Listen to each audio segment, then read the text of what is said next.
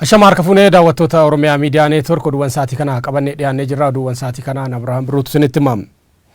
Ministeerri Muummee Abiy Ahmed badhaasa Noobeelii nagaa injifachuu isaanii hordoffee magaalaa Dirree Dhawaatti hiriirri gammachuu fi deeggarsa ministeera muummee bahameeti jira. Hiriiricha irrattis ittaanaan kantiibaa magaalaa Dirree Dhawaa Obbo Kadir Jawaar hojii waggaa tokko keessatti hojjetameen sadarkaa addunyaatti badhaasa Noobeelii nageenyaa argamsiisuun Oromoon wabii nageenyaa ta'uu agarsiisaa jiran. Namoonni hiriira kanarratti hirmaatan hooggansi ministeera muummee milkiiwwan armaan duraa nagaa waaraa magaalaa Dirree Dhawaatti fiduudhaan dabaluu qaba jedhanii Uudii Musaa gabaasa dabalataan ergee jiru.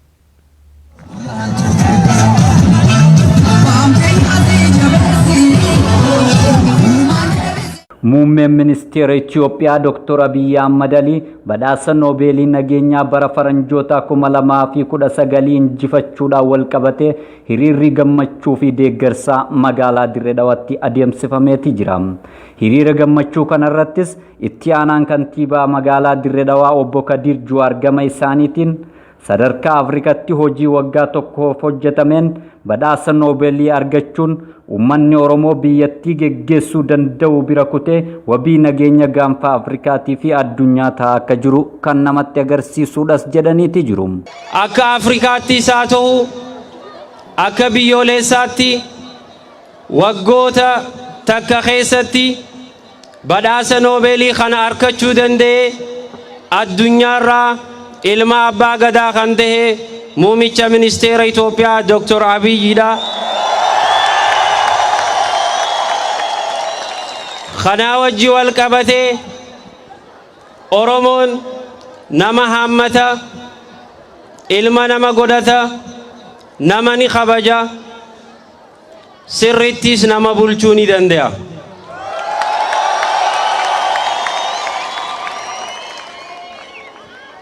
Ammaan tana ibdura keenya waan nu eeggatu wajji wal qabatee misooma gurguddaa hojjechuudhaaf akka biyyoolessaatti tokkummaa keenya cimsinee tokkummaa uummata Itoophiyaa if jalatti hiriirsinee mirga sabaa sablammanii eeynee abbummaadhaan amaanaa nu kennamte tana galmaan gahuudhaan akka isinis nu cinaa dhaabbattan dhaamsa kiyya isinii dabarsuu barbaada.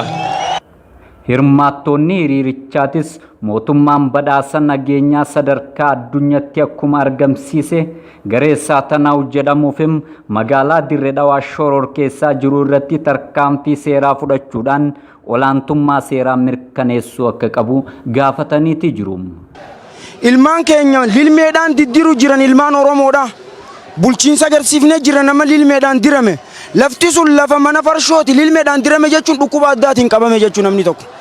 Namni keenya hawaasni keenya yeroo dhukkubsatee mana hakimaa dhaqe mana fayyaa yaalaa dachaatu keessa jira tajaajilan argatu. Iyyannaa qabaleedhaaf mattaawaqaan karraa badee fudhachuudhaaf dhaqu yoo jiraate haala ammaa kana keessatti rakkisa.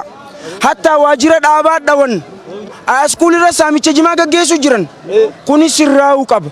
Nuti nama hammanneen nama jaalanne jaalalaan biyya bulchuu feenaas ni beeynaas abbootii teenyaa beeka.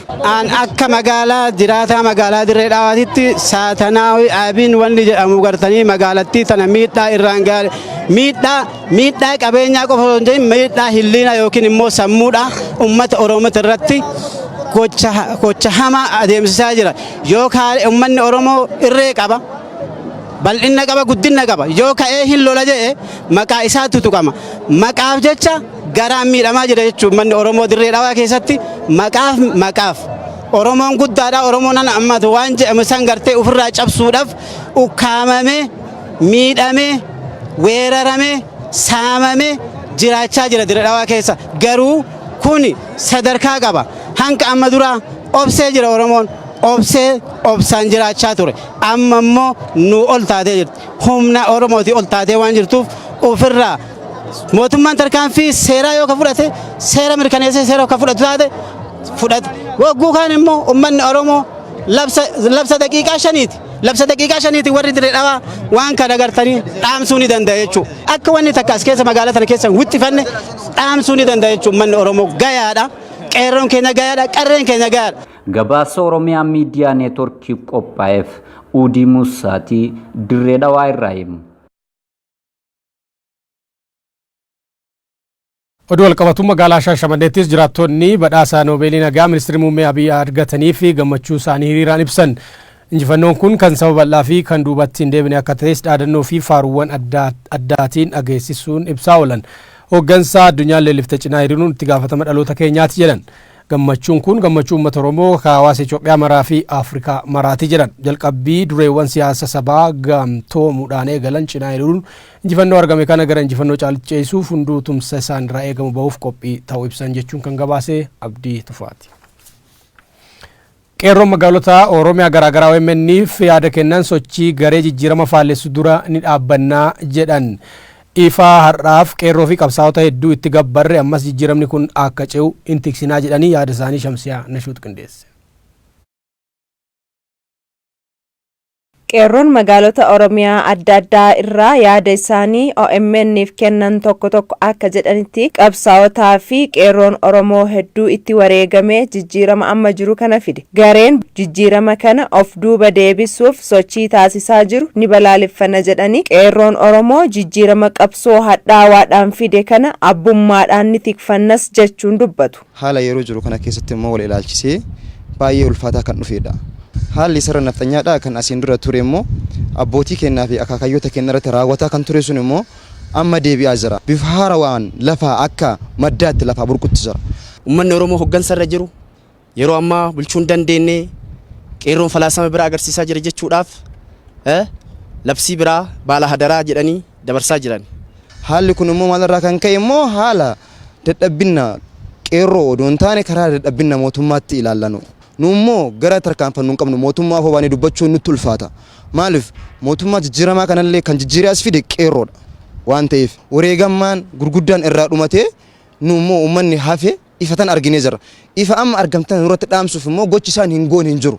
Kana immoo gochuullee hin danda'a yoomillee hin godhan. Sirna gabroonfataa durii deebisuudhaaf sochii mul'ataa jiru qeerroon dura dhaabbatee dhaabsisuudhaaf qophiidha jedhan. Akkuma kaleessa afoo dhaabatee diina cabsee dhagaadhaan bira darbisan adhas mootummaa keenya cinaa dhaabachuuf qophiirra odoo jirru mootummaa keenya kan hoogganaa jiru jenneeti isa caqasaa jirra malee qeerroon akka jirutti fala fudhachuu wallaalle furmaata isaa mootummaa caqabna jennee waan yaada keenya mootummaa duubaan hiriirarra waan jirruuf mootummaan immoo yaada kanarratti yeroo gabaabaa keessatti furmaata godhee uummata Oromootiif deebii kennuu qabaa jedhaan. Sochii sirna duraanii deebisuuf kan godhamu kun immoo siidaawwan gurguddaa aanolee fi calanqoo ilaalchisee asiin dura dhaabbataa kan ture. Eenyu akka miidhamaa turellee ni beeka. Isaan ammas deebaniitiin baala hadaraa jechuudha wantoota kanneen balleessuudhaan dhiibbaa guddaa uumaa jiru. Kana immoo dura dhaabbateetiin haala jiruun wanta jiru immoo ni raawwanna jenneetiin waliigalleetiin abdii qabna. Keenya yoo fudhanne harma muraa aanolee irrattis waan taanee bira darbin hin beekne. Sirni sun waan isaan keessaa hin baneef sirni nafxanyaa miliikii sun waan isaan keessaa hin bayiniif amma sirna sanis deebisuu waan barbaadaniif mootummaan dhimma jiru kana ilaalee yerootti adda odoon jedhin boru odoon jedhin furmaata itti kennuu qabaan jedhaan. Jijjiirama argame tarkaanfachiisuuf qeerroon Oromoo mootummaa bira dhaabbachuudhaan qooda isaanii ba'a jedhan qeerroon magaalota Oromiyaa garaagaraa.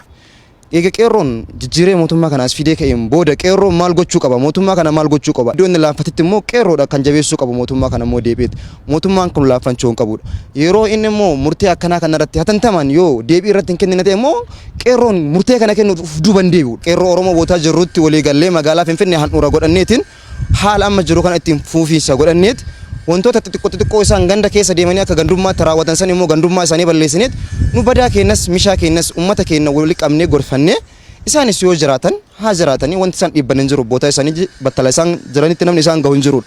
Yoo isaan immoo uummata keenya dura dhaabbatan taate immoo nu qeerroon keellaa isaanii ta'anii isaan dura dhaabbannee ofirraa qabuu dandeenyedha jechaadha.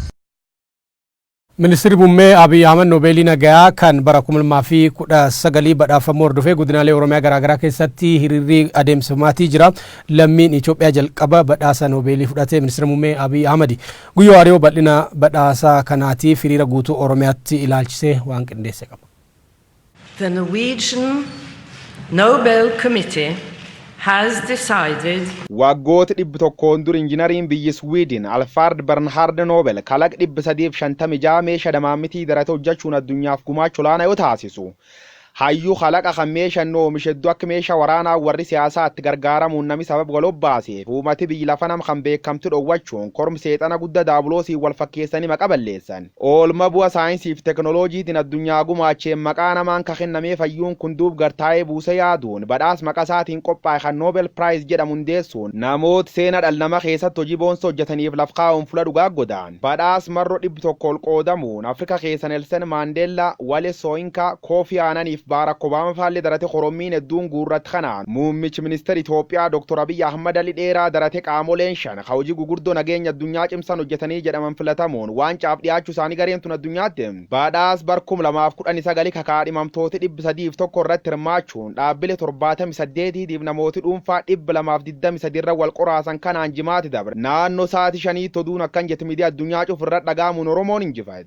The Nobel Peace Prize for 2019 has been awarded to Ethiopian Prime Minister Abiy Ahmed Ali. Prize has been awarded to Ethiopian Prime Minister Abiy Ahmed. Badhaas Noobelii kafalmitu jijjiiram qilleensa Greta Thunberg Austraaliyaa irraa bosona addunyaa guddaa Amaazoon kunuunsuun gurguddaa hawra Tiraawoni Meetikuru Biraazil irraa muummitti ministeera Jaakinda Arden New Zealand irraa Dr. Abiy Ahmed Ali Itoophiyaa irra filatamuun murtii dhiyaatan kanaan bulchaan guddaan Itoophiyaa Dr. Abiy Ahmed Ali badhaas guddaa addunyaa tana fudhate kopha nyaateef jabduu gammade badhaasi kun Afrikaati Itoophiyaati hawar naga jaalatu cufaati waan naa kennuuf murteessitaniif galata qabdan jechuun koomite badhaasicha galateeffatu muummichi ministeera Itoophiyaa kuniin saati oduun tun dhagaamtirra jalqabuun biyyoota akka Afrikaa, Eeshiyaa, Ameerikaa, Irooppii fardiila cufirra ergaan baggammad jet gorrifteetti yaa'uun fuuli miidiyaa hawaasaa, raadiyoo fi televezyiinii faallee dabalate miidiyaaleen hundi injifannoo isaatiin guutamuun warris jaalatuuf gammachuu warjibbisa Oromoo irra qabaniif guyyaan dukkanaa'e. Yes, hello, Mr. Prime Minister, with receiving this year's Nobel Peace Prize. Thank you very much. I'm so humbled. I'm thrilled when I just heard the news. Bulchaa Ruwaandaa guddaa Paawul Kaagaamee taansuun abii kafaartan bulchoota Afrikaa akka Mahammadu Buhaarii, Uhuru Keenyaataa, Isaayyaas Afwarqiif Abdullaa Farmaajoon faan baggammad jechuun kabajaaf qiliixamsuu biyyi qabayyoo mul'isanii. Dhaabbileen gugurdoon idil addunyaa akka gamtaa Afrikaa, gamtaa Awurooppaa, Igaadiif dhaabbata mootummoota gamtoomanii gareen hedduun fuul Tiwiitar isaanii irra yaa'uun waan itti dhagaaman darbatanii fuul miidiyaa hawaasa dhuunfachuun fuula dhaabbanne waan addunyaan keessa olti ilaalnu dhowwatan. Muummichi ministeera bakka buufanne masaara mootummaa kiiloo afuriitti ergannaan Oromoo irraanfachuun namdhii Oromoo dhangalaase beekamti kan jechuun waan masaara mootummaa kiiloo afuriitti mormaa katuran rogeeyyiin miidiyaa hawaasa akkum gosaan galti jennaan erbeelloonti galtee jedhaniin baanan uummati Oromoo injifannoo muummichi ministeera kanaan akka jaba qiliixamu hiriir guddaan guutuu Oromiyaa godhamuu jira. Hiriir guddayya godinaalee Oromiyaa hundi keessa godhamuun Oromoon ardhawaacifa olti kanaan Wallagga, Gujii, Booran, Shaw, Arsii, Baali, Jimmaa fi Abba Boora facuf keessatti uummati Oromoo gamtaan ba'uun badhaas injifannoo qeerrootiin dhufkayyoo kabajatu. Gareen tokkummaa jabeennaaf injifannoo Oromoon barbaanna akka jabamu fachuun badhaasa nyaatame sadi bulfaarsanii ba'uu jira. Woomtaa teefuduu badhaas Noobelii kabarkum 2019 fudhachuun addunyaa hamamsiis muummichi ministeera Itoophiyaa kuniin guyyaa muraas keessa kuntaal qamadii fudhachuun horii faranjii $900 harataa jedhan. Daawwattoota oduuwwan badhaasaa Noobelii ministeera muummee Abiy Ahmedii fi hiriira deeggarsaa wajjin wal qabatan keessaa baanee jirra gara Irreechaatti. Irreechi ayyaana qofa osoo hin taane waltajjii eenyummaa Oromoo addunyaatti beeksisuu fi tokkummaa Oromoo tiksuu keessatti shoora olaanaa qabaachaa dhufee jedhu. Irreechi malkaa Ateetee magaalaa Buraayyuutti kabajamee jira. Gabaas dabataa akka ta'anitti dhiyaata.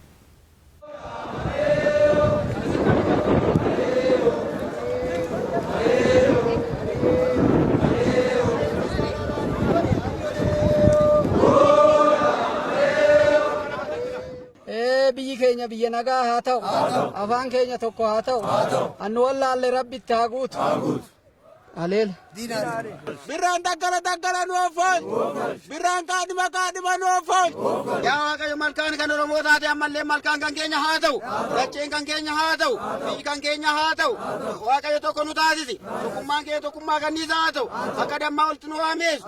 Irreechi birraan bariitee ayyaana guddaa Oromoon kabajatu yoo ta'u irreechi hora Finfinnee immoo irreecha hangafa Oromooti. Irreecha hora Finfinnee taane irreechi guddaan sabaa irreecha hora Arsadee magaalaa Bishooftuutti kabajamu yoo ta'u giddugaleessa tuulamaa kanatti immoo irreechi bakkeewwan garaagaraatti malkaawwan jiranii fi harawwan jiran irratti kan kabajamu yoo ta'u kanneen keessaa tokko irreecha magaalaa Buraayyuu fi naannoo isheetti argamu irreecha malkaa Ateeteeti. Irreechi malkaa Ateetee kunis Bakkee Oromoonni kumaatamni argamanitti kabajameeti jira. Sagantaa kanarratti abbootiin gadaa, qeerroowwan, abbootiin amantaa faayamanii argamanitti jiru. Irreessi malkaateetii magaalaa Buraayyuutti kabajamu kuni irreecha birraa kan giddugaleessa Oromoo keessumaatu lama kan dhumaati jedhameeti kan yaadamu. Hangafa hora hundaa kan taate hora Finfinneetti Oromoon kutaalee Oromiyaa dhufa jiru irraa barii malkaa isaatti irreeffata. Irreechi malkaa ateetee magaalaa Buraayyuu irreecha guddicha hora Finfinnee fi Arsadeetti aanee kabajamu yoo ta'u, irreechi kunis waggootaaf kumaatamaan hawaasni ba'ee itti irreeffataa ture. Abbaan gadaa Tuulamaa Goobana Hoolaa Oromoon akkuma kaleessaa tokkummaasaa akka tikfatu ardii fi ardaasaallee akka eeggatu dhaaman. Irreeffatu irreessi kuni uumamaa wal qabata.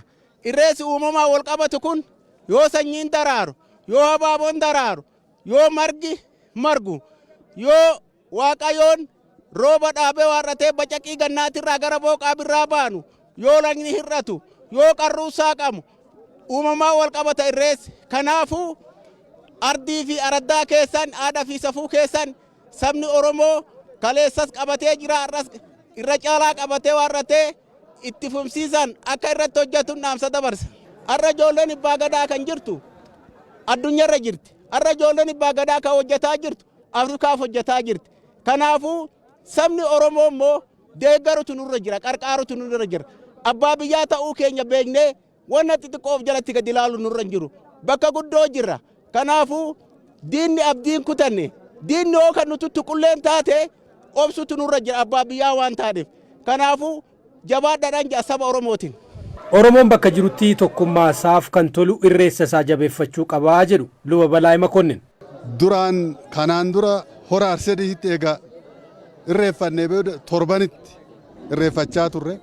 Bara kana immoo hora Finfinneetitti dura eega eebbifannee booda hora Arsadeetti eebbifannee amma immoo har'a asitti malkaa ateetitti irreeffachaa jirra. Kuni kan adda isa godhu handhumaati jechuudha asitti naannoo Tuulamaaf.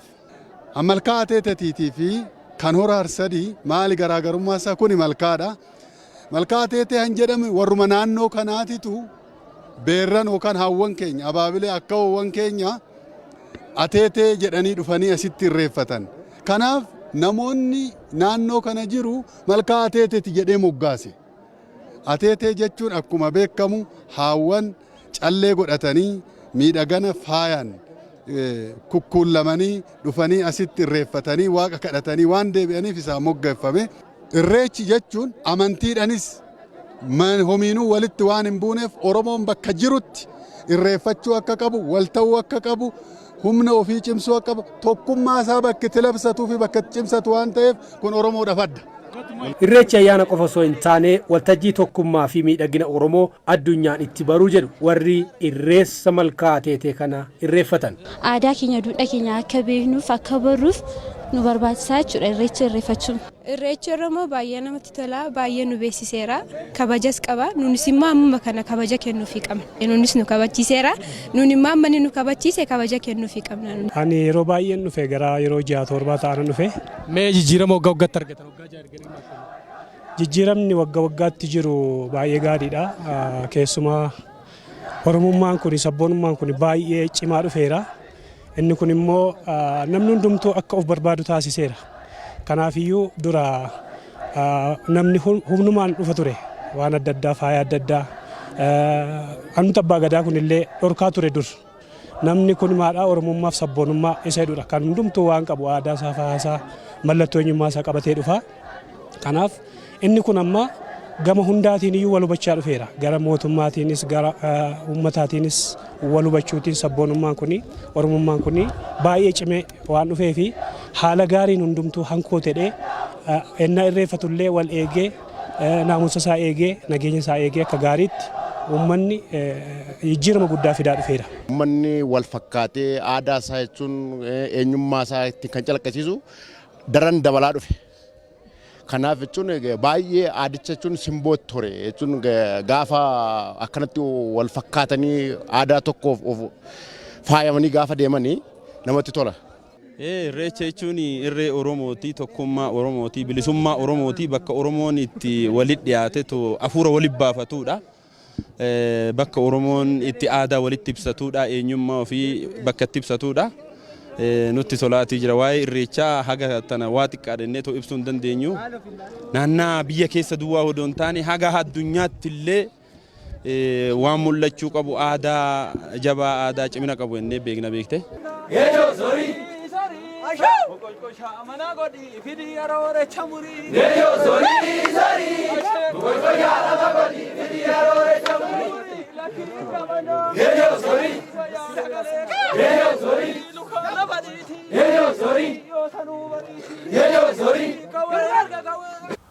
Oromoon ardoota jilaa gita bittootaan badanii fi dagataman deebisee kabachiisuun kunuunsuu qabaa jedhu hirmaattonni ayyaana irreecha malkaa ateetee irratti argaman yaadi isaanii akka taanutti qindaa'ee jira.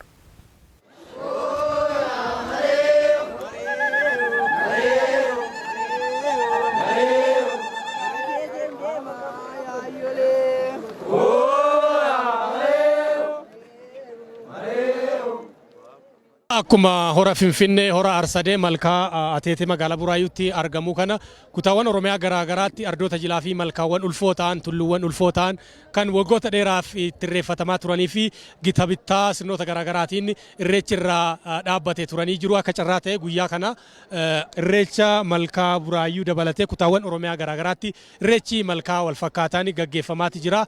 Egaa namoonni ayyaana kanarratti dubbisnee akka jedhanitti akkuma Oromoota naannoo kanaa fi ardaa jilaa yookiin malkaa hora Finfinnee, hora Arsadee fi hora malkaa ateetee kana kutaawwan Oromiyaa garaa garaa jiran ardoota jiran kunuunsuu fi itti irreeffachuu kabajuu fi safeeffachuun akka barbaachisuu fi kunuunsa ardoota jilaatiif malu Oromoon kutaalee jiranitti kennuu akka qabudha kan dubbatan.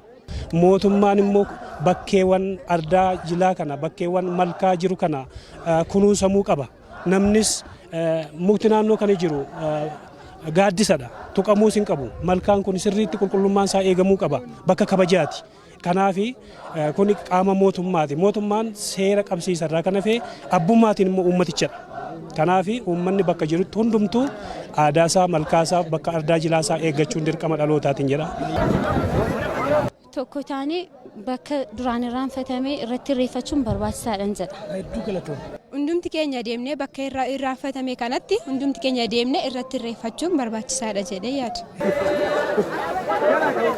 Namoota amma dura irreessa kanaaf dammaqee amma dura akka gadaantummaa wayiitti ilaalamaa ture namoonni hin dammaqee dhufee akka irreeffatu ergaa koo dabarsa. Ammas bakka garaagaraa akka fakkeenyaaf amma yoo fudhanne godina Shawaa Lixaa keessatti amma bakka aanaa baay'ee irratti kabajamaa jira yeroo ammaa kana jechuudha. Kanaaf wanni kun babal'achaa jira.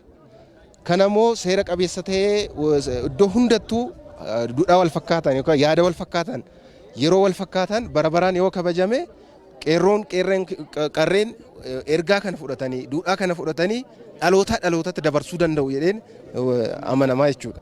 Mootummaanis karaa isaatiin ta'ee hawaasnis ardaalee jiraa kan jiran hunda kunuunsanii akka yeroo irreechaa qofa osoo hin ta'in yeroo hundayyuu eeganii iddoo bashannanaa wanta godhanii akka iddoo yeroo biroollee dhufanii akka daawwachuu danda'anitti mootummaan kunuunsa qaban jedha. Ministeerri turizimii jechuun akka laalichaa daawwannaaf akka ta'u warroonni alaatis akka uffatanii sirriitti akka ilaalan yeroo ayyaana kana qofa ufanii too ilaaluu bichaa odoo hin ta'in mootummaanis garuma ayyaanni irreecha kana kaka'eetoo irreecha jechuu bichaa odoo hin ta'in sirriitti akka hojjetamuu qabuu fi kanaa oole akka guddachuu qabu.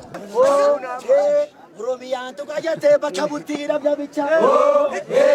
Oromiyaan tuqayyatee bakka bultii dhabdabichaa. Oromiyaan tuqayyatee bakka bultii dhabdabichaa. Oromiyaan tuqayyatee bakka. Oduu wal fakkaatuun irreechi malkaa sabbataa hedduun bakka hirmaatanitti bifa aadaa fi duudhaa Oromoo ganamaa eeggateen kabajamee jira. Irreecha baranaa irratti milkoofneerra kan jedhan hirmaattonni ayyaanichaa irreechi utubaa tokkummaa Oromoo ta'e akka itti fufuuf hojiileen barbaachisan hojjetamuu qabu jedhanii yaadi isaanii ihuun Ingidaatu qindeesse.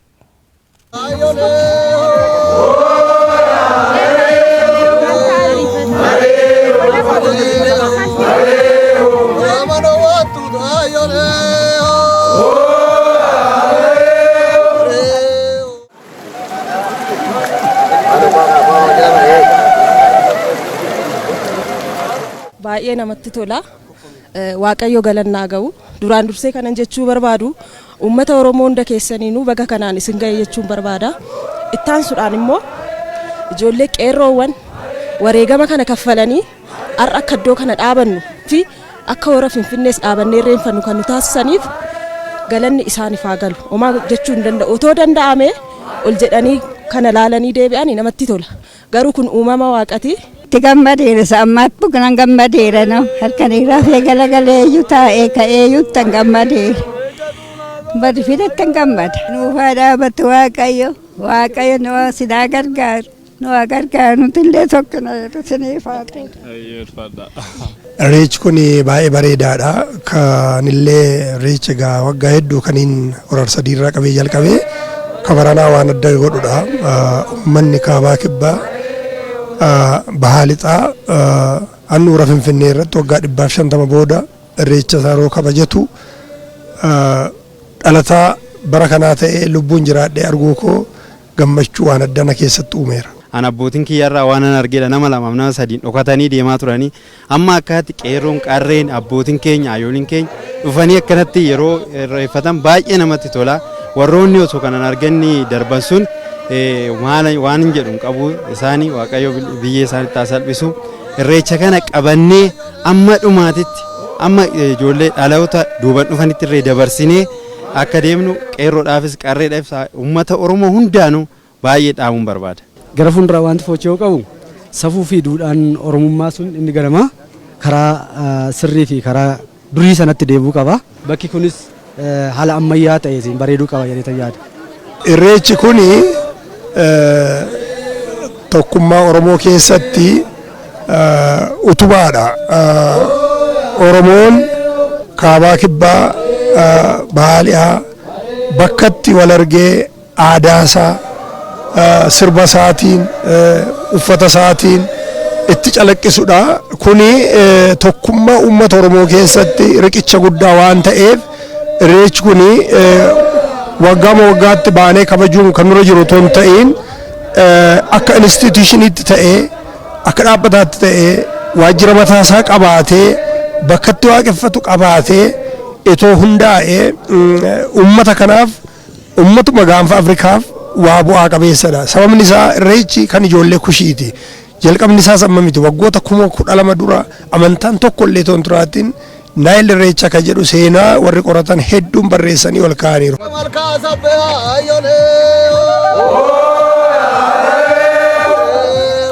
Gama birootiin qabsoo qeerroo Oromootiin gara aangoo Itoophiyaa hoogganuutti kan dhufan ministeerri muummee Abiy Ahmed badhaasa Noobeelii nagaa argachuu isaaniitti gammanneerra jedhu jiraattonni magaalaa Sabbataa fi naannawaa ishee.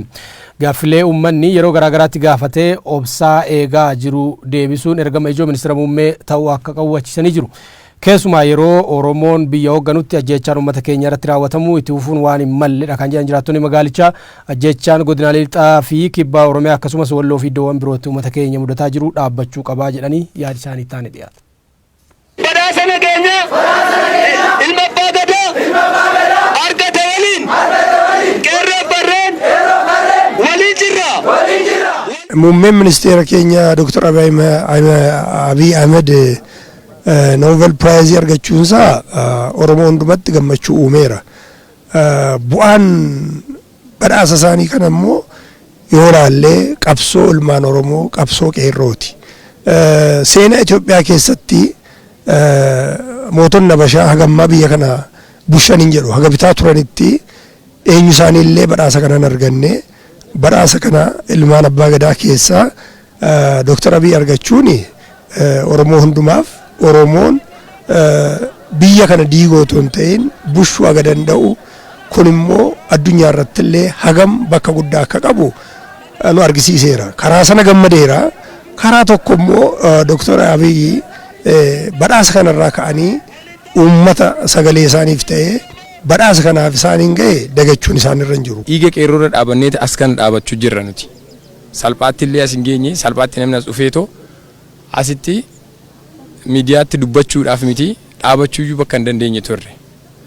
Heebba kan argatee nama hundumaa walitti araarsee beekaan keenya nuuf mo'achuunsaa baay'ee natti gammadeerani. Akka waan hundi uummanni Oromoo hundi akka mo'ateeti. Uummanni Oromoo akka mo'ateeti. Saba hundumaayyuu qixaan ilaalee gaaffii Oromoon gaafate kana nuuf deebisee nuti itti gammanna. Ammallee eeggachaa jirra. Hoobsaan eeggataa Oromoon obsa guddaa keessa darbee tasga'ee jira. Isuma kana kan nuti gaafannu. Ulfina kana duuba eenyu akka jiru isaanillee beeku. Uummata Oromoo fi qarreef qeerroo Oromooti. Dubartiin ulfaallee toon hafiin kan aarsaatti kaffalanii Dooktar Abiy bakka kanaan ga'an. Isaan badhaasa kan argachuutti hundumtuun gammada Oromoon. Garuu duuti uummata Oromoo irraa ammallee dhaabbachaa jiru ittiyuutti caalaa jira. Na rakkinni uummata Oromoo Wallagga Gujii irra jiru Dirree Dawaa akkasuma magaalaa Finfinnee kanarratti illee abbaa biyyummaa keenya irra kanaaf kan isaan irraa eegamu hedduudha. Hojiin Dooktar Abiy kan nama gammachiisus jira, harki caalaan yoo nama gammachiise wanti hafus jira. Wanti hafu ammallee ajjechaan Oromoo irraa hin dhaabbanne inuma du'a inuma hidhamaa jira dhoksaadhaanis ta'u lixa Oromiyaatti Wallagga keessatti Gujii keessatti Kamiseetti sabnumti biraallee bakki itti miidhamu jira. Uummanni Oromoo haga kana dararamee rakkachaa du'aa jira. Duuti kun hin dhaabbanne jechuudha har'allee.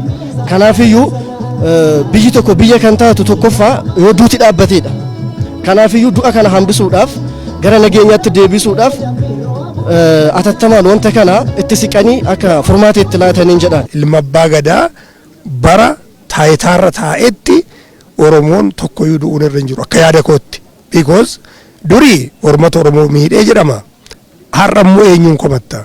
Oromota Oromoo ajjeese jettamoo himachuufu namatti ulfaata. Kanaafi muummichi ministeeraa keenya dirqama guddaatu isaan irra jira.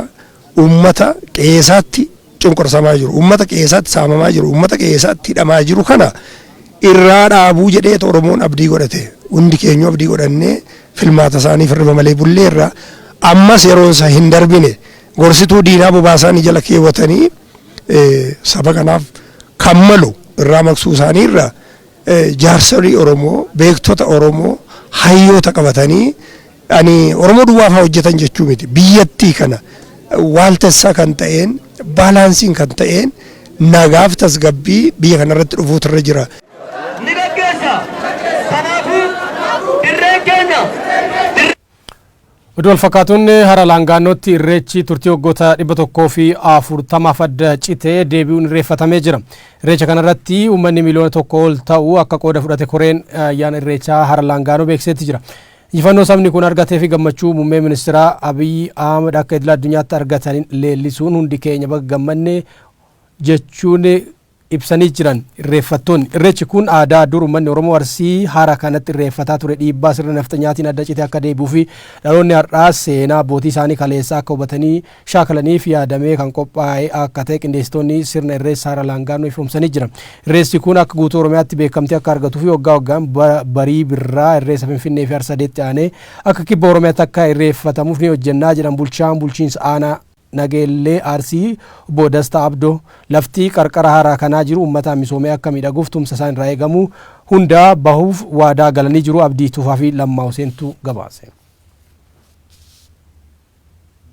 Oduu keenya xumuraatiin Booranaa fi Gujiitti haleellaa qaamoleen hidhatanii bosona keessa socho'an raawwatanii namoonni 7 yoo ajjeefaman 5 immoo madaa'uu isaaniitiin hospitaala jiraachuu jiraattonni bilbilaan OMN itti himan. Haleellaa godina Gujii aanaa Gumii Eldalloo fi godina Booranaa dhaasitti raawwatame kanaan qaamoleen mootummaa garee uummata gooluun nageenya uummataa booressitutu